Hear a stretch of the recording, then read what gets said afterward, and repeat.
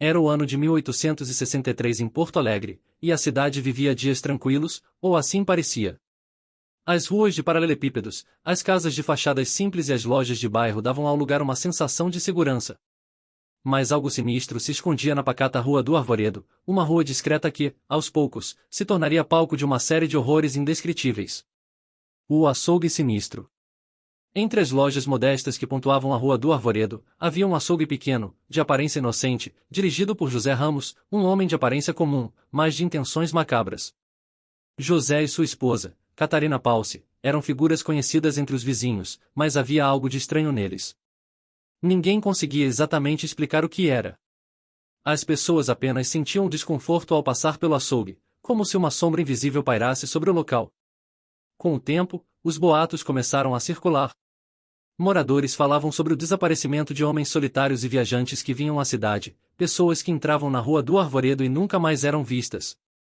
A polícia fazia buscas superficiais, mas as pistas sempre terminavam em becos sem saída. A armadilha mortal. O que ninguém sabia era que José e Catarina usavam o açougue como isca. A fachada de um estabelecimento comum escondia um verdadeiro matadouro humano. Eles atraíam suas vítimas com promessas de abrigo e boa comida. Quando as portas se fechavam, começava o verdadeiro pesadelo. Uma noite, um viajante de nome Antônio, recém-chegado à cidade, caminhava pela Rua do Arvoredo em busca de um lugar para passar a noite. Ao avistar o açougue ainda com luzes acesas, decidiu pedir informações. Catarina, sempre com um sorriso discreto, o convidou a entrar, oferecendo-lhe abrigo. Antônio, agradecido, aceitou sem hesitar. Mal sabia ele que aquele seria seu último erro. Ao passar pela entrada escura, o cheiro metálico do sangue inundava o ar, mas ele atribuiu à carne vendida no local. Catarina fechou a porta lentamente, e Antônio foi conduzido ao porão, onde José aguardava em silêncio, com um olhar que transparecia a fome doentia que o consumia. O ritual de sangue. No porão, Antônio percebeu tarde demais o horror que o aguardava. O chão era coberto de ossos, e o sangue seco nas paredes contava a história das vítimas anteriores. José e Catarina, com uma frieza sobrenatural, desmembraram o corpo de Antônio com precisão quase cirúrgica, transformando-o em pedaços de carne que seriam vendidos no dia seguinte no açougue.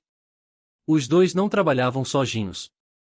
Carlos Klausner, um padeiro local e cúmplice do casal, também fazia parte dessa operação macabra. Carlos utilizava a carne humana nos pães e linguiças que vendia, alimentando os cidadãos de Porto Alegre com os restos de suas próprias vítimas.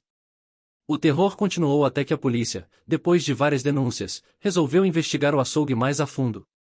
Na noite em que invadiram o local, o que encontraram foi uma visão infernal, em cadáveres desmembrados empilhados no porão e paredes decoradas com símbolos satânicos que sugeriam que José e Catarina não eram apenas assassinos, mas servos de algo muito mais sombrio.